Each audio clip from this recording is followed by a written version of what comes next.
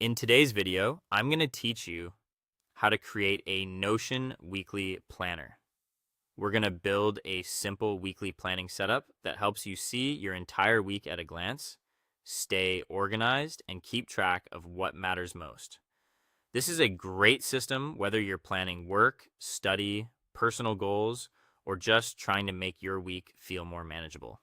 To begin, create a new page in Notion specifically for your weekly planning. Give it a clear title so it's easy to find later. This page will act as your main planning hub for the week.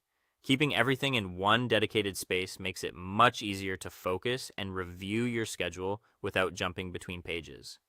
Next, add sections for each day of the week, starting with Monday and continuing through Sunday. You can keep this very clean and simple by using headings for each day.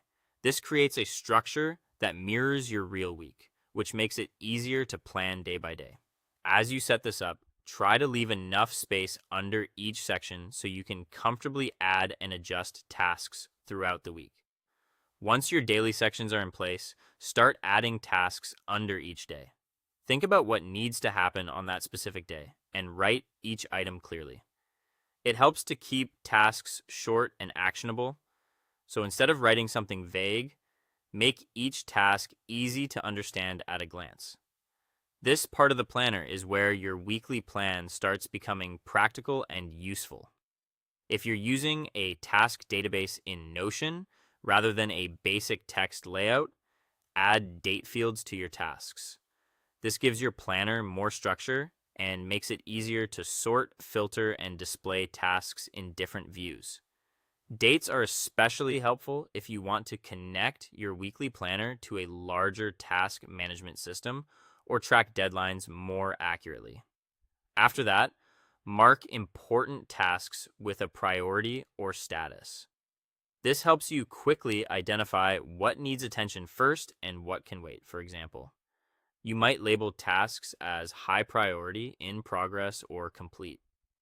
Even a simple visual system can make a big difference when your week starts getting busy. To make your planner even easier to use, add a calendar view or a board view.